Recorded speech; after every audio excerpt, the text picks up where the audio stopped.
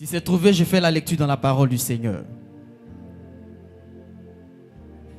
Prenez garde que personne ne fasse de vous sa proie par la philosophie et par une vaine tromperie, s'appuyant sur la tradition des hommes, sur les rudiments du monde et non sur Christ. Car en lui habite corporellement toute la plénitude de la divinité. Vous avez tout pleinement en lui, qui est le chef de toute domination et de toute autorité. Et c'est en lui que vous avez été circoncis d'une circoncision que la main n'a pas faite, mais de la circoncision de Christ, qui consiste dans le dépouillement du corps de la chair. Ayant été ensevelis avec lui par le baptême, vous êtes aussi ressuscités en lui et avec lui, par la foi en la puissance de Dieu, qui l'a ressuscité des morts. Verset 13. Vous qui étiez morts par vos offenses et par l'incirconcision de votre chair, il vous a rendus à la vie avec lui, en nous faisant grâce pour toutes nos offenses. Verset 14. Il a effacé l'acte dont les ordonnances nous condamnaient et qui subsistait contre nous, et il l'a détruit en le clouant à la croix. Et enfin verset 15. Il a dépouillé les dominations et les autorités et les a livrées publiquement en spectacle, en triomphant d'elles par la croix. Alléluia. Le thème de mon message ce matin, c'est « Prends garde ». Prends garde. Les hommes de Dieu, pouvez vous asseoir, s'il vous plaît. Prends garde. Alléluia. Nous étions autrefois, à part bien sûr ceux qui sont nés en Christ, ceux qui, dès leur naissance, sont nés dans une famille chrétienne, qui ont commencé à suivre le Seigneur très tôt, comme nous autres. C'est vraiment un privilège. Amen. Amen. C'est vraiment un privilège que de naître dans une famille déjà chrétienne, de grandir dans la foi, de grandir dans la marche chrétienne. Amen. Mais d'autres n'ont pas eu ce privilège-là, ont vécu les choses du monde. D'autres ont vécu par les coutumes, par les traditions de leur famille. Amen. Jusqu'à ce qu'ils entendent parler de Christ, de Jésus. Jusqu'à ce qu'ils entendent l'évangile. Et qu'ils acceptent de donner leur cœur, leur vie à Jésus. Et qu'ils deviennent chrétiens. Et qu'aujourd'hui nous nous retrouvions tous ici, ensemble. Amen. Cependant, laissez-moi vous dire une chose que vous savez sûrement. Donc, laissez-moi vous rappeler une chose. C'est que les temps que nous vivons sont les derniers. Les temps que nous vivons aujourd'hui sont les temps de la fin. Amen. Ce sont les temps de la fin.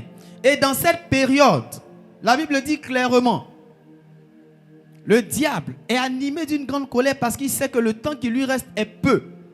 Donc il met en œuvre tout ce qu'il peut pour détourner le maximum. Et Jésus pouvait dire en Matthieu 24 que la séduction viendra. Et cette séduction-là ira même jusqu'à emporter les élus. Je paraphrase. Pour dire quoi? Que même des pasteurs dans les derniers temps vont se laisser avoir, se laisser corrompre par les choses du monde des ténèbres.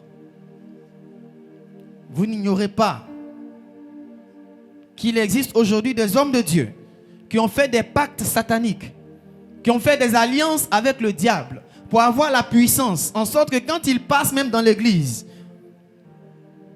les gens tombent sur son passage. Alléluia. Il n'a même pas besoin de le toucher. Il enlève sa veste et puis il balance et puis allez, tout le monde suit le mouvement. Alléluia. On voit souvent des hommes de Dieu qui font des délivrances qu'on n'arrive pas à comprendre. J'ai vu une vidéo d'une délivrance, je me suis posé la question. Est-ce que moi-même je suis pasteur même? Parce que la manière cet homme de Dieu, en parenthèse, faisait délivrance là, vraiment, alléluia, alléluia, délivrance de catch. Qui a déjà regardé catch à la télévision? Délivrance où tu vois, il prend le fidèle. Seigneur Jésus. C'est quel modèle de délivrance ça? Où on voit un homme, tu as vu ça aussi, où on voit un homme de Dieu, entre parenthèses, qui fait délivrance par ballon.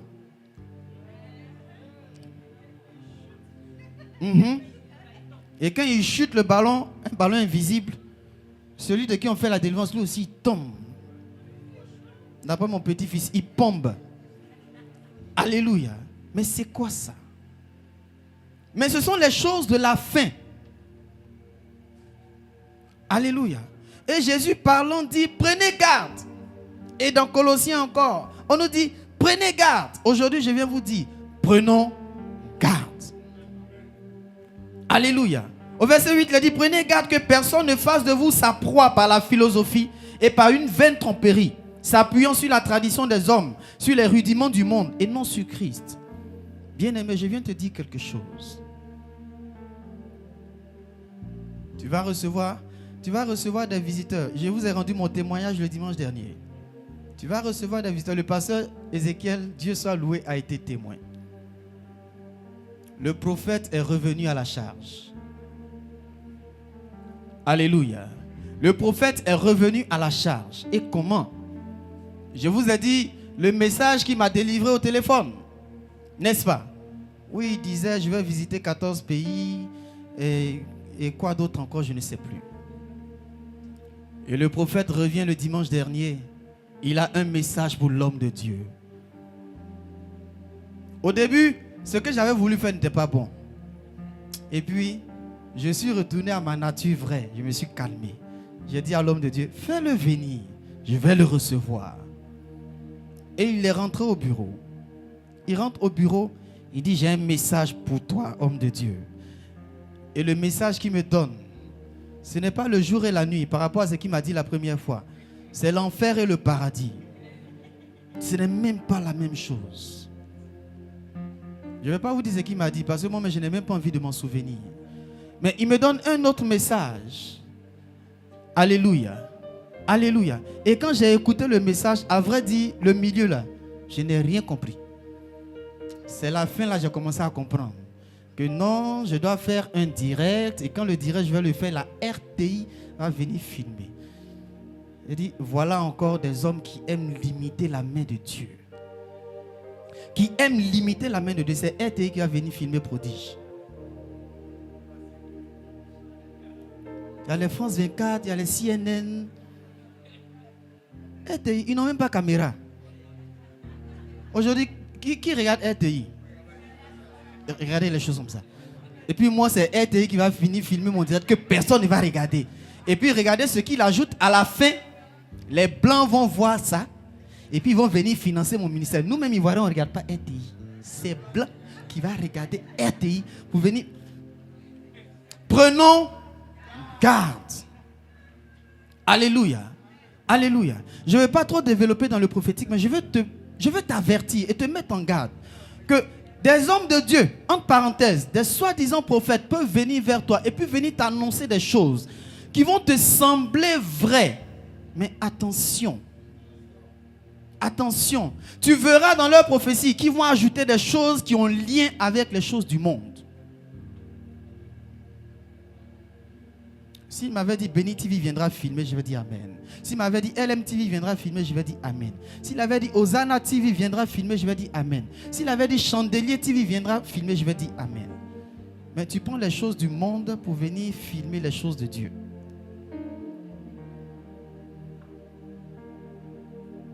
Alléluia. Ils utiliseront les choses des traditions.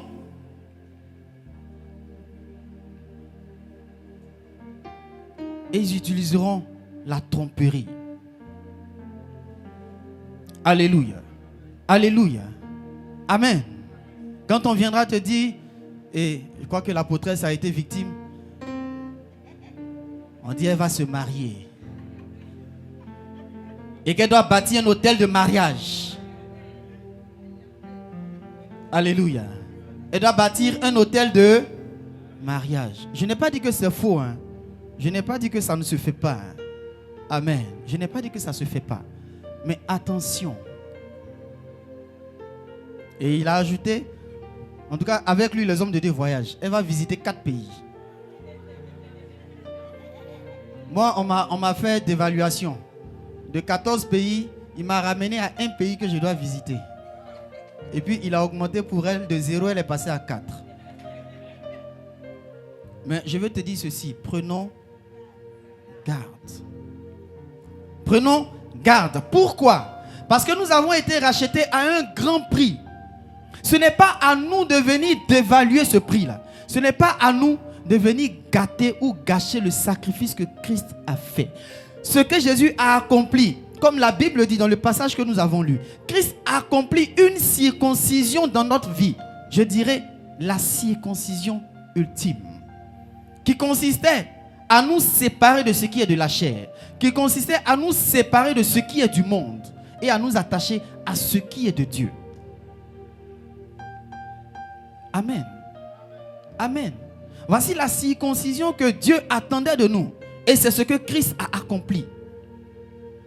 Mais ce n'est pas à nous de venir faire revenir ces choses-là en nous. De venir renouer avec les choses desquelles Christ nous a séparés.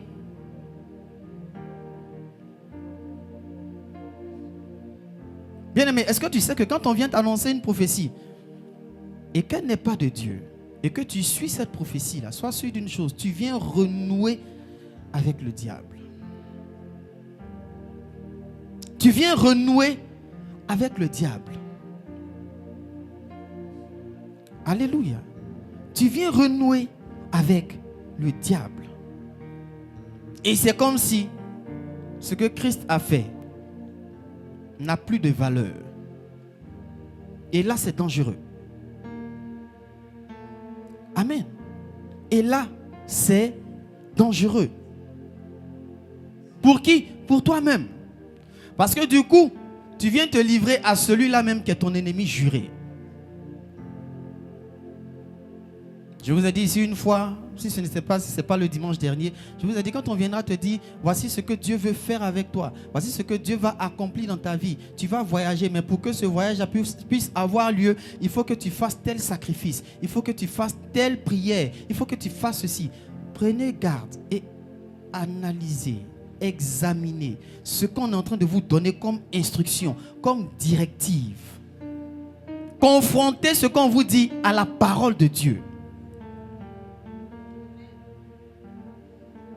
Si j'insiste sur ce fait-là, c'est parce que nous devons faire attention.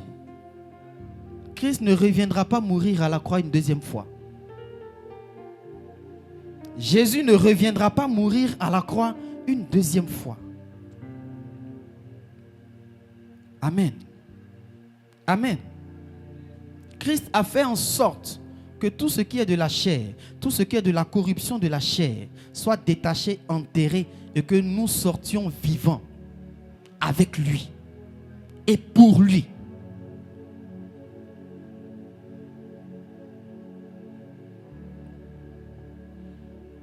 Amen. Au verset 14, il a dit, il a effacé l'acte dont les ordonnances nous condamnaient. Le pasteur Diasso a donné cet enseignement ici. Étant dans le monde ou étant né dans une famille non chrétienne, nous avions, je dis bien nous avions, des dossiers qui parlaient contre nous. Nous avions des actes qui parlaient contre nous. Il y avait des accusateurs et leurs chefs qui parlaient contre nous. Et Christ est venu et il a annulé. Il a annulé ces actes-là. Souvent quand nous prions, nous disons quoi? C'est décret contre décret. Mais vous pensez que ce sont des prières en l'air? Ce ne sont pas des paroles en l'air. C'est une vérité. Le monde des ténèbres prend un décret. Et Christ vient prendre un décret. Il signe avec son sang.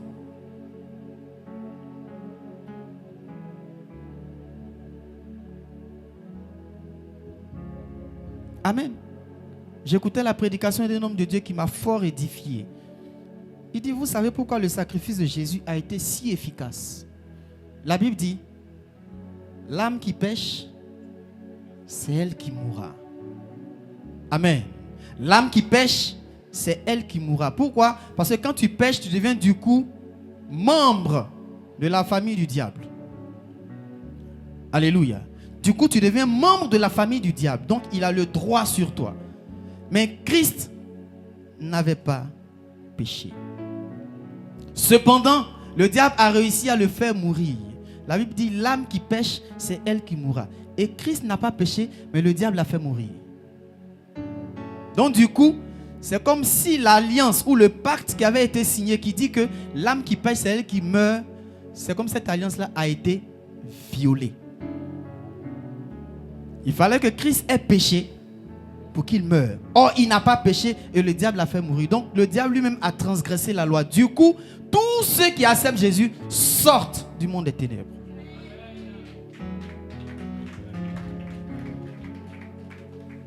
Vous comprenez? Alléluia. Vous comprenez? Parce que Christ a fait ça, nous sortons du monde des ténèbres. Et nous sommes à lui. Et lui, qu'est-ce qu'il fait? Il efface l'acte dont les ordonnances nous condamnaient.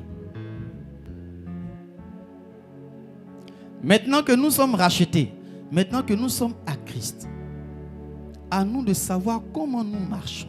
Parce que désormais, nous marchons avec un Dieu avec qui il y a aussi une ligne de conduite. Il y a une ligne de conduite. Il y a déjà les 10 commandements. Il y a déjà les 10 commandements. Mais je voudrais t'envoyer dans un passage que peut-être tu as lu une fois. Que quand j'ai lu, j'ai eu le cœur serré. Serré de peur. Parce que la Bible dit, il y a 6 choses que Dieu n'aime pas. Et même 7 qu'il a en horreur. Allons ensemble dans Proverbes chapitre 6. Et c'est sur ça que je vais terminer. Proverbes chapitre 6. À partir du verset 16.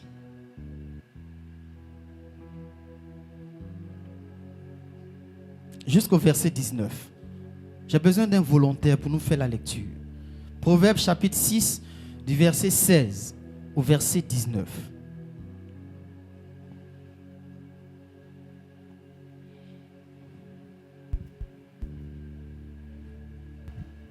Proverbes chapitre 6, du verset 16 au verset 19. J'ai la version Semeur. D'accord. Je lis la parole du Seigneur. Il y a 6 choses que l'Éternel déteste, et même 7 qui lui sont en horreur. Les yeux qui regardent les autres de haut.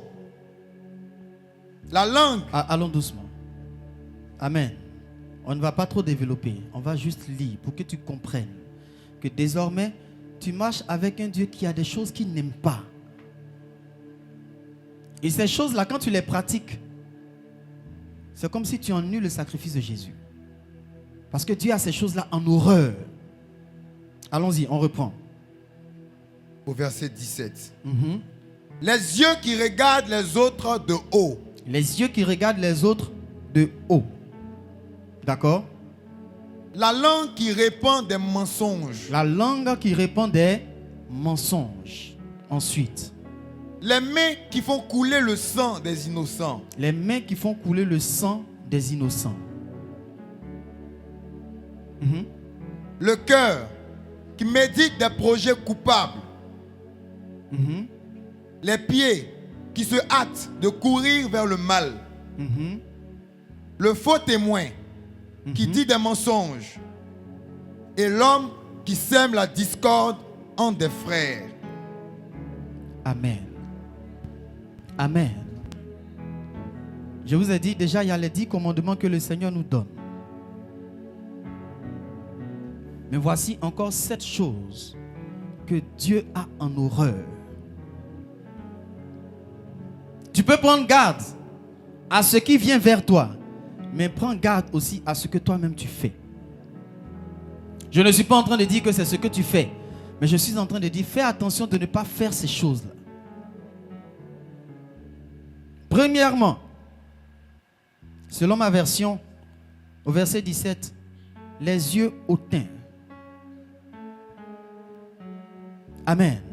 Les yeux hautains. S'il y a quelque chose que tu peux regarder de haut, ce sont les œuvres du diable.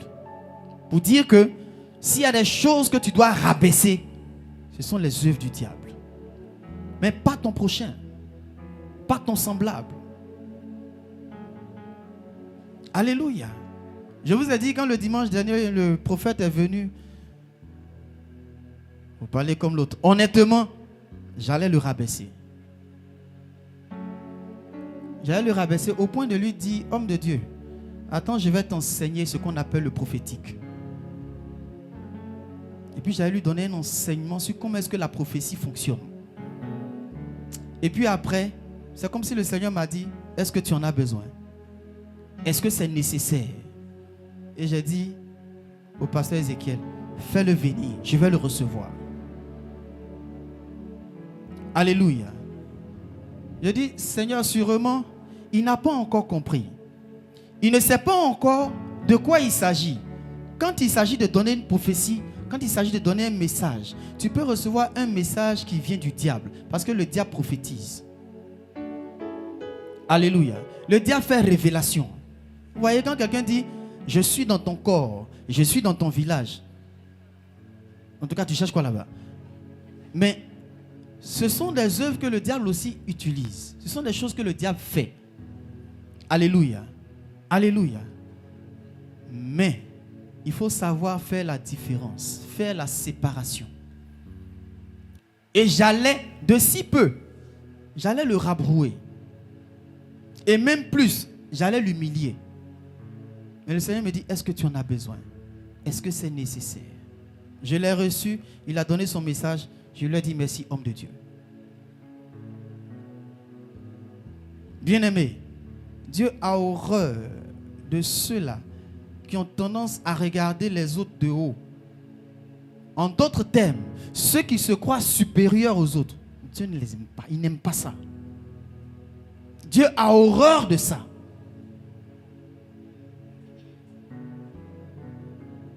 La Bible dit quoi? En Christ, il n'y a ni juif, ni grec, ni homme, ni femme. Nous sommes tous égaux. Nous sommes tous les mêmes. C'est vrai que peut-être le pasteur, par son titre, par sa position, on lui doit respect. Mais nous sommes tous des enfants du royaume des cieux. D'après les hommes, ils disent, il n'y a pas quelqu'un qui est quelqu'un que quelqu'un ici. Et c'est ça, en Christ, nous devenons tous égaux. Au point où je peux appeler le diacre mon frère. Je peux appeler Élodie ma soeur. Parce que nous sommes égaux. Mais ce n'est pas à nous de regarder les autres de haut. Même si ils se comportent de cette manière envers nous, ne répondons pas.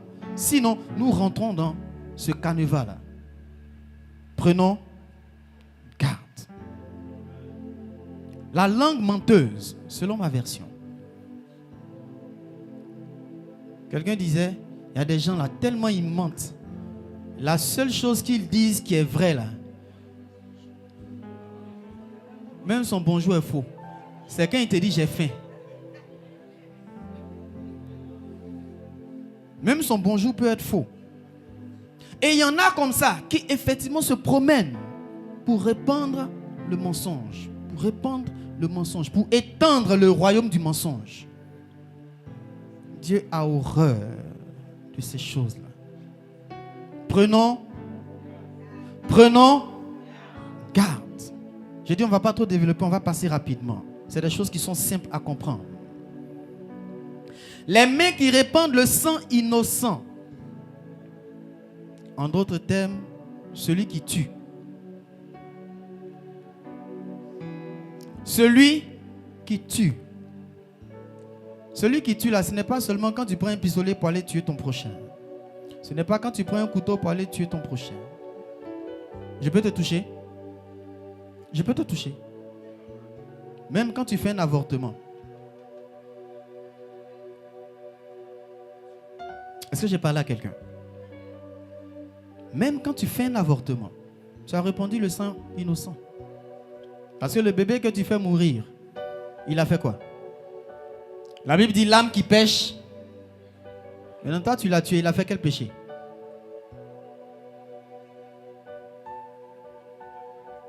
La Bible dit Dieu a horreur de ça. Amen. Dieu a horreur de ça. Le cœur qui médite des projets iniques. Quand tu es là et puis dans ton cœur, tu es en train de projeter des choses. Celui-là, je vais faire comme ça, comme ça, comme ça. Et puis, je vais l'avoir. Je vais lui faire du mal. Je vais le détruire. Je vais le faire tomber. Ce sont des projets iniques que tu es en train de méditer, que tu es en train de fomenter dans ton cœur. Dieu n'aime pas ça. Dieu a horreur de ces choses. Même s'il est coupable, merci de le dire, même s'il est coupable, ce n'est pas à toi. Dieu dit à moi. Donc laisse-le faire. Alléluia. Alléluia. On est tous témoins que des personnes ici ont dit, prodige là, va fermer. Des personnes ont dit, moi là, je vais faire tout pour que prodige ferme.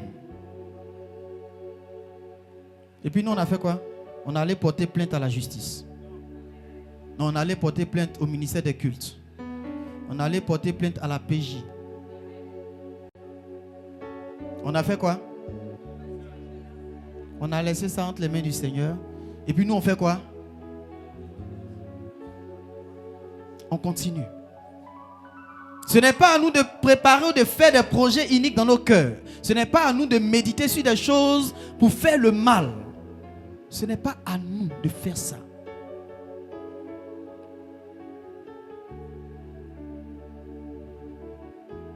Les pieds qui se hâtent de courir au mal. Il y a des chrétiens, entre parenthèses, quand on dit dans le quartier, on a attrapé un voleur. Eux, ils sont des superman. Ils sont des superman. On s'en va là-bas quoi. Et ils sont les premiers à prendre un gourdin. C'est ça, non? Mais toi, tu t'en vas faire justice. Lui là, il ne va plus jamais voler dans sa vie encore. Casser sa tête. Chrétien. Et c'est lui qui court et qui annonce la bonne nouvelle. On a attrapé voleur. Venez. On s'en va là-bas quoi. J'ai parlé à quelqu'un. Au lieu que tes pieds se hâtent d'aller annoncer l'évangile, tu es pressé de partir faire le mal.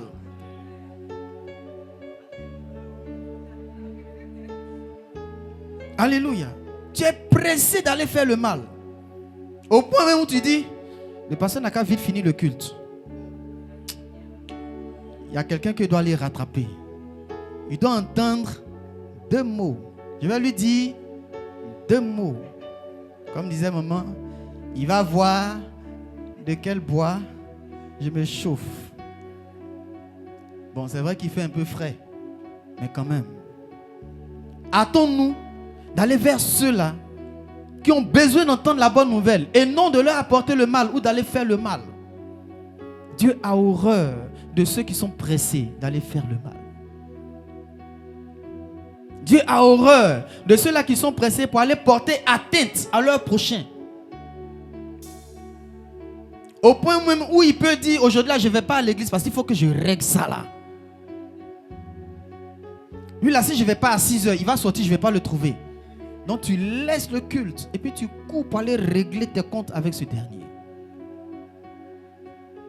Et si tu courais ainsi pour aller lui dire frère, viens, allons à l'église, Jésus t'aime. Moi aussi je t'aime. Non, dans le quartier là, c'est pas lui qui a fait ça là. Il va voir aujourd'hui. Au point même où il y a des chrétiens qui disent Seigneur, toi et puis le Saint-Esprit, attendez-moi ici, je viens. J'arrive, j'ai un projet de guerre et de malheur dans la vie de mon prochain. Et quand tu finis, tu reviens, oh Seigneur Jésus, je t'aime. Tu l'aimes comment? Ou tes pieds étaient pressés d'aller faire le mal? Tu aimes Jésus comment?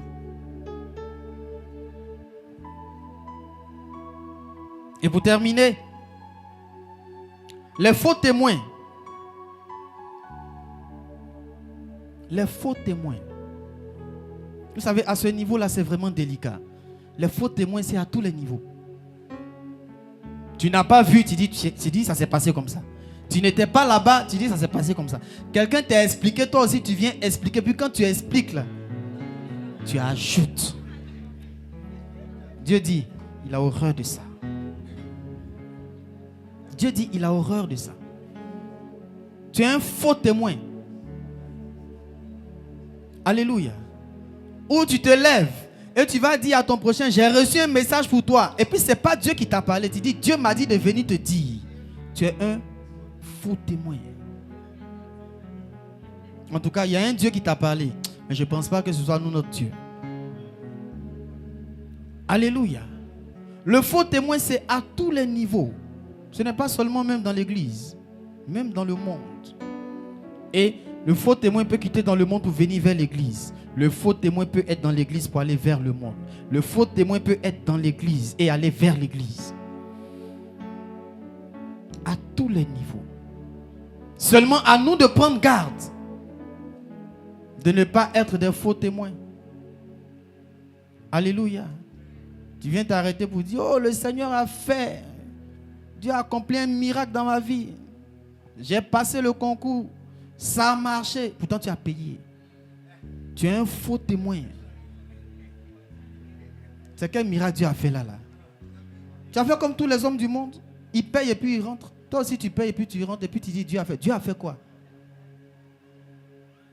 C'est toi-même qui as fait. Les hommes disent, aide-toi. Ça là, de grâce, ne suivez pas ça.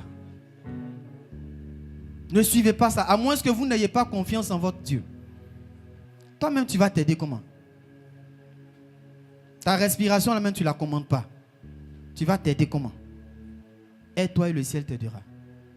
Aide-toi et le diable te possédera. C'est ça qui est la vérité. Aide-toi et le diable aura le contrôle sur ta vie. Mais prenons garde de ne pas être des faux témoins au point de dire des mensonges. Alléluia. Alléluia. Si tu veux pouvoir répandre, sinon donner des prophéties, prie, Seigneur, parle-moi, révèle-moi les choses, demande-lui. Mais quand tu auras des révélations aussi, prie, Seigneur, est-ce que ça vient de toi? Seigneur, ce que j'ai reçu, est-ce que c'est toi qui m'as parlé? Si tu te hâtes d'aller annoncer, tu seras un faux prophète si tu ne fais pas attention. Je disais tout à l'heure, nous sommes tous égaux. Qui a dit que seuls les pasteurs ont le droit de donner des prophéties? Qui a dit ça? Joël 2 dit quoi? Dans les derniers temps, je répandrai mon esprit sur tous les pasteurs. Amen. Amen pas. Donc je répandrai mon esprit sur tous les grands hommes. Je répandrai mon esprit sur tous les prophètes. Je répandrai mon esprit sur tous les apôtres. Je répandrai mon esprit sur tous les évangélistes. Je répandrai mon esprit sur tout être humain.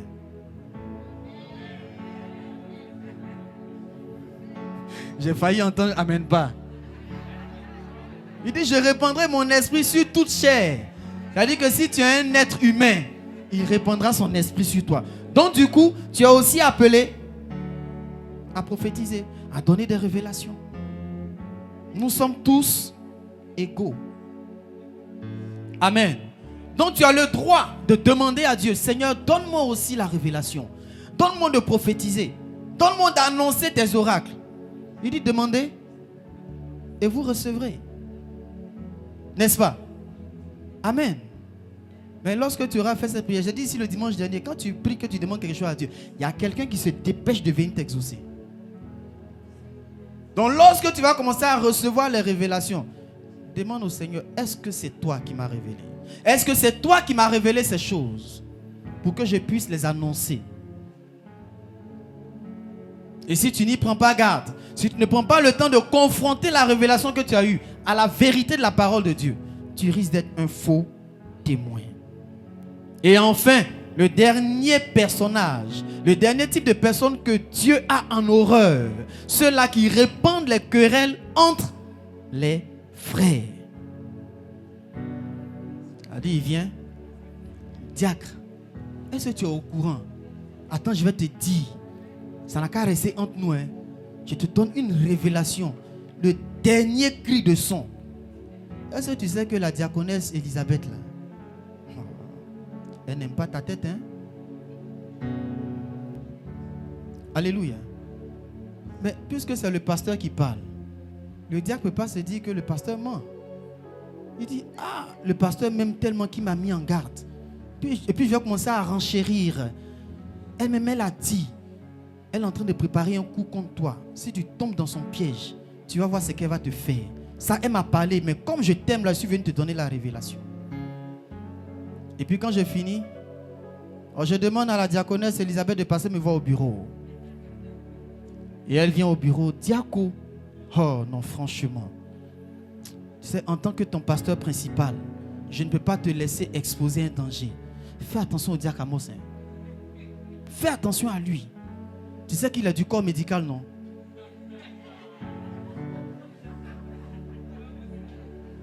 Mais c'est ça. Parce que les paroles que j'annonce sont vraies. Mais au finish, qu'est-ce qui va se passer entre le diacre et la diaconesse? Ils vont se détester, ils vont se haïr. Amen. Mais sachez aussi que dans l'église, il y a des agents du diable qui jouent à ce jeu-là. Et donc, prenons garde. Quand on viendra te dire que ton prochain qui est là, il est comme ci, il est comme ça. Attrape la personne, dis-lui, mettons-nous à genoux. Prions pour lui. Et quand vous aurez fini de prier pour lui, ne bouge pas. Hein. Viens, mon frère. Viens, on va prier. La Bible dit ici, 2 ou 3 s'accordent sur la terre pour demander quelque chose, Dieu va le faire. Viens. Le diacre 1, toi 2, moi 3. Ça fait 3 personnes. Viens, on va prier. Bien aimé, voici ce que le diacre m'a dit. On est en train de prier. Voici ce que le diacre m'a dit. C'est le sujet de prière qui est là. Maintenant, si c'est vrai, on va prier pour toi. Si ce n'est pas vrai, on va prier pour le diacre. Il y a un forcément qui a besoin de prière entre vous deux. Alléluia. Alléluia. Dieu a horreur des personnes qui répondent les querelles entre les frères. Et nous sommes tous des frères et des sœurs. Si tu sens qu'il y a quelqu'un qui est en train de répondre des querelles entre toi et quelqu'un d'autre, entre toi et ton prochain, attrape-le, priez ensemble. Et quand vous finissez de prier, appelle ce prochain-là, venez prier aussi. Amen. Si tu le laisses partir, il ne va pas revenir. Attrape-le. Je vous donne en même temps un schéma de délivrance, quoi. Parce que nous sommes tous appelés à chasser les démons. Jésus dit, en mon nom, donc les démons de querelle, là, il faut qu'on les chasse. Mais nous, en tant qu'enfants de Dieu, prenons garde de ne pas être ceux-là même qui répondent les querelles. Est-ce que j'ai parlé à quelqu'un? Est-ce que j'ai parlé à quelqu'un? L'église est une famille que Christ a instituée. L'église est une famille que Christ a mise en place. Et son désir, c'est que cette famille-là grandisse. C'est que cette famille-là soit forte. C'est que cette famille-là soit conquérante. C'est que cette famille-là avance. Que cette famille-là puisse faire en sorte que le royaume des cieux vienne sur la terre. Mais si nous faisons ce que Dieu a en horreur, je vous le dis, craignez.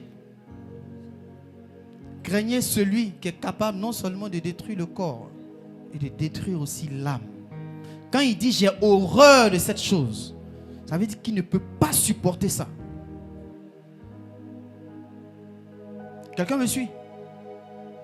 Quand Dieu dit je ne peux pas supporter cette chose, faisons en sorte de ne pas faire ça.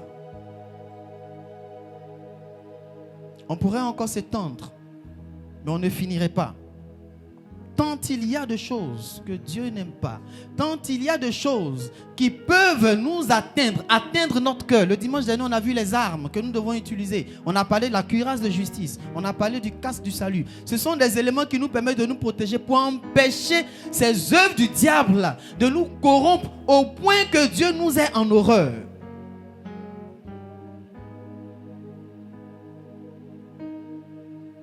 Quelqu'un a compris? Quelqu'un a compris? Ne rendons pas le sacrifice de Jésus inutile. Ne rendons pas le sacrifice de Jésus périmé. Parce que c'est un sacrifice qui n'est pas périmé. Il ne peut pas périmer. Il ne peut pas être inutile. Mais ce n'est pas à nous de faire en sorte que ce sacrifice devienne inutile. Est-ce que j'ai parlé au peuple de Dieu ce matin? Est-ce que j'ai parlé à quelqu'un ce matin? Si chacun de nous peut comprendre ces choses, si chacun de nous peut marcher ainsi, si chacun de nous peut pratiquer ces choses, Christ l'a dit, vous êtes heureux si vous savez ces choses, pourvu que vous les pratiquiez. Si nous pouvons faire ainsi, le monde pourra dire, ceux-ci sont vraiment des disciples de Jésus. Il n'y a rien de plus désagréable que quand les païens entendent que dans l'église, les chrétiens sont en train de faire palabre. Il n'y a rien de plus vilain. Quand les païens sont témoins du fait que deux chrétiens sont en train de se boxer. Il n'y a rien de plus vilain quand les païens entendent que entre les chrétiens dans cette église-là, il y a la guerre.